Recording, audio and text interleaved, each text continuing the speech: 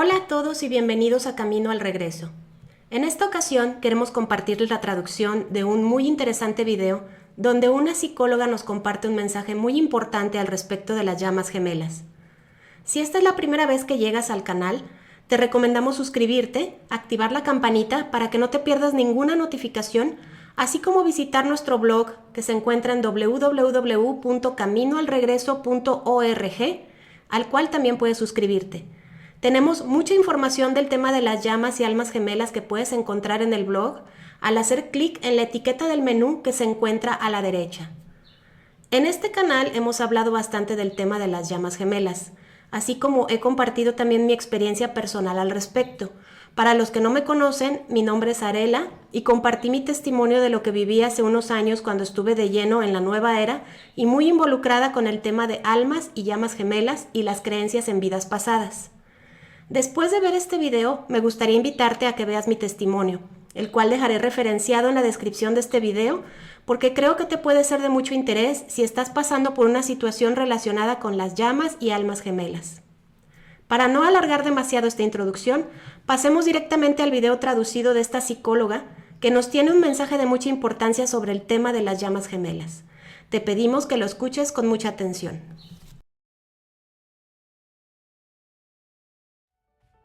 Hi everyone, it's Dr. Romani. Welcome back to this YouTube channel on all things related to narcissism and difficult personalities all along. I would love to hear if any of you believe in the concept of the twin flame. And if you don't know what it is, stay tuned because I'm about to explain it. In fact, but let's talk about this. Let's talk about this idea of how the idea of twin flames can pretty much be a setup for getting into a narcissistically abusive relationship. Now, for starters, this idea of twin flames, it's a really romantic idea, okay?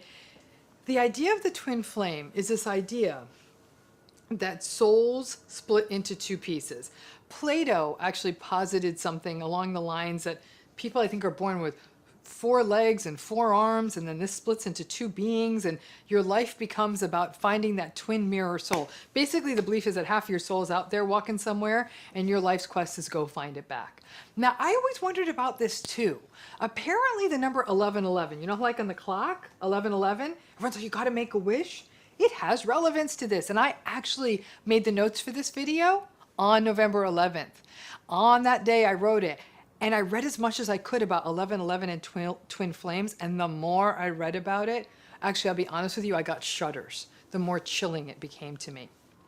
Now, as you can imagine, in my world of narcissistic relationships, and in a world where I, on the daily, hear many stories about what happens when people find themselves in these intense relationships where the people couldn't be discerning about their relationship choices, the idea of a twin flame is actually quite terrifying to me. And here's the reason why. In the various things people had written about a twin flame relationships, these are the kinds of things I was reading all over the place. These were people who had twin flame relationships. They said, we had a powerful connection. It was unlike any experience you will ever have again. It was that rare, transformative soul connection. It transformed me, and yet it terrified me. We can only have one twin flame in a lifetime. My twin flame was magical and profoundly moving. And one article even listed the sort of multiple stages of the twin flame relationship. I'm not going to get into all of them, but some of them included yearning for the one, meeting the one, an ideal relationship, turmoil, approach avoidance, surrender, reconnection. I was like, oh my God, I'm just reading about a narcissistic relationship with different words. There were a lot of other grandiose descriptions out there. Life feels whole with your twin flame. You never want to be anywhere else. I'm not kidding you. I actually cried that day. My heart sank when I read all of this, because a lot of this kind of talk, the magic, transformative, once in a lifetime, idealize, chasing, surrendering, earning, losing, rejoining. This sounds like the stages of a narcissistic relationship. You know that idealizing, devaluing, discarding, hoovering, all of that. What is even more unsettling is that this concept of a twin flame actually could play on the vulnerabilities of those who carry early trauma-bonded experiences, right? People who are vulnerable to intense yet invalidating and volatile relationships that are often unresolved from earlier in life and can leave people feeling as though they are on some kind of quest to fill a yearning in their lives. This is literally a setup for this kind of magical ideation about the twin flame. Many people in narcissistic relationships justify the early toxic patterns and red flags on the basis of a magical connection, a once-in-a-lifetime love story. I know it sounds irrational to you, but I've never felt this way before. I have never felt so understood. And even when someone on the outside points the red flags out to someone in a new narcissistic relationship, even when we give someone the trauma bond framework, the twin flame framework often wins out, and it can become really quite problematic because a person in one of these relationships can get caught in that chilling idea. You can only have one twin flame in a lifetime, so I have to endure all this volatility because what if this is my only one? That's a real problem. Because if a person buys into this kind of thinking and uses the rationale of the twin flame framework that these relationships are supposed to be unsettling and volatile and perfect and otherworldly, that kind of basic roller coaster, because bringing your twin flame in is such a unique human relationship, it really captures that up, down, and all around, the sort of architecture of the antagonistic narcissistic relationship. The seductive, idealized love bombing period is often a sweep you off your feet moment, or at a minimum, that part of your relationship where you feel deeply understood. When your narcissistic partner starts lashing out at you relatively early in the relationship, or becomes hypersensitive, or their empathy is up and down, some days it's spot on, some days it's missing, or they're inconsistent in their communication, or you start thinking Jekyll Hyde stuff, frameworks such as the twin flame framework can get weaponized by the narcissist, who will tell you, we're caught up in something so powerful that I'm just feeling really unsettled. You know what, baby? You're my twin flame, babe. This is once in a lifetime. I'm just so scared, so I'm not always at my best. And your trauma bonds may be ultra activated by all that approach avoidance, in, out, and all of that, and that fantasy, the once in a lifetime that you need to stick it out. It's not uncommon for narcissists to say things like, nobody will ever love you like I do, or that this is a once in a lifetime love story, or this will never happen to you again. All of this kind of ideation can get a little bit espoused in this twin flame argument. Some of the language of the twin flame world kind of goes back to this idea of déjà vu, or the idea that our energy or we have somehow met before. This also gets tricky because this idea of some sort of metaphysical familiarity, it's the hallmark of a narcissistic relationship, and it's often a sign that the trauma bond is being activated. Familiarity is actually really dangerous stuff. Lots of times when people say there's magic or past lives, or I loved you in a past life, or we have once in a lifetime chemistry, that's code for you may be evoking some of my unresolved dysfunctional early scripts, and I'm getting blindly sucked in that way that only invalidation or gaslighting or conflict can just suck you right back in. Be very careful when you're thinking about a new, especially a new kind of unstable relationship, in terms of déjà vu. Words like soulmate and twin flame carry danger in the world of the narcissistic relationship. They play on a theme of scarcity, the idea that you're never going to find this person again. And under conditions of scarcity, we often make very short-sighted decisions that are not good for us. The twin flame community is going to argue that your twin flame may not necessarily be a romantic partner, but in fact may be a friend or even a family member. It's not necessarily just a romanticized kind of ideal, but the same logic applies. The twin flame metaphor is potentially blinding. By telling someone that they're in the midst of something uniquely transcendent, preternatural, and almost mystical, it seems almost arrogant that even someone like me would roll in and say, that I'm arrogant or I'm ungrateful. It would be, and if you were in such a relationship, it would be ungrateful to actually be bothered things like, this person really is kind of not very punctual, or they're kind of always looking at their cell phone instead of listening to me, or they've been gaslighting me. Because after all, one could argue, well, they are your twin flame, and they're a rare gift from the universe. And so, because they're such a rare gift, twin flames are sometimes going to have rough patches. And all of us, since we were children, have had the fantasy, the hope, the desire to be the chosen one, the special one. Lots of the writing I've been reading about twin flames opine that not everyone will find their twin flame, so it becomes like Willy Wonka's golden ticket, or maybe that old song lyric, like trying to find the Coupe de Ville in the Cracker Jack box. Bonus points if you knew who that artist who made that line was. Meatloaf. Yeah, Coupe de Ville in the Cracker Jack box, right?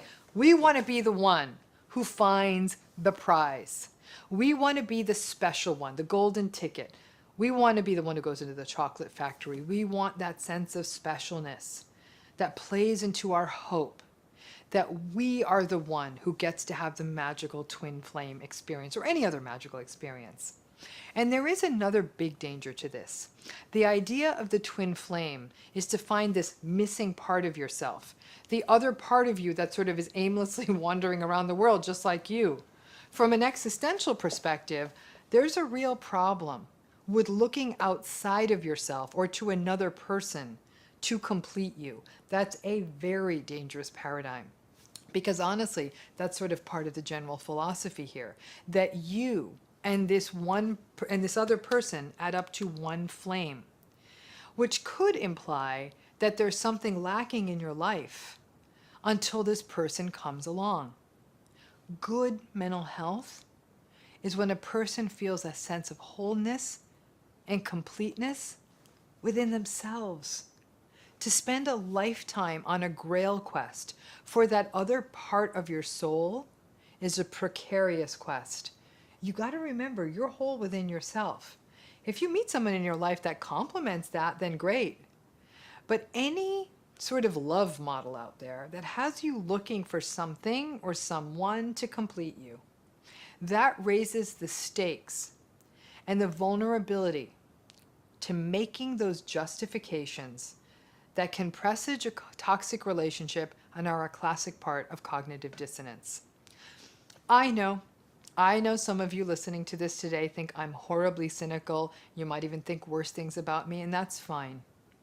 If you have seen the ravages of narcissistic abuse and what it does to people's mental health, of watching people who once believed in themselves, doubting everything that they do, doubting everything that they say, feeling chronically confused, developing physical symptoms and mental health symptoms in the wake of being chronically invalidated, of social isolation due to shame and confusion, of internalized devaluation, of divorces that can cost hundreds of thousands of dollars and leave children carrying the burden of lifelong anxiety after a childhood of invalidation and gaslighting, then you know what? Yeah, you do become cynical.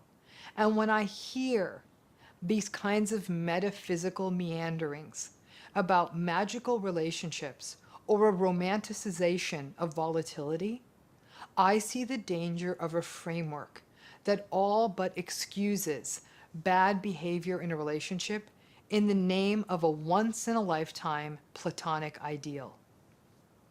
In my greatest wish for all people out there, everyone in the world would find the love that they deserve, not a magical, synchronous, once-in-a-lifetime, complete my soul, volatile, upside-down, past life, metaphysical love story. But I hope for something a lot more simple, for people to find someone respectful, empathic, compassionate, mutual, consistent, unconditional, and characterized by communication, laughter, compromise, shared values, growth, and above all else, a sense of safety. And some people find all those things I listed more than once in a lifetime. And sometimes you might even find the right person and still grow out of it. It happens. I just hope everyone has that happen at least once. Twin flames and similar metaphysical models carry the risk of grandiosity, justification, scarcity, and decision-making guided by illusion and fear. Everyone deserves an extraordinary love story.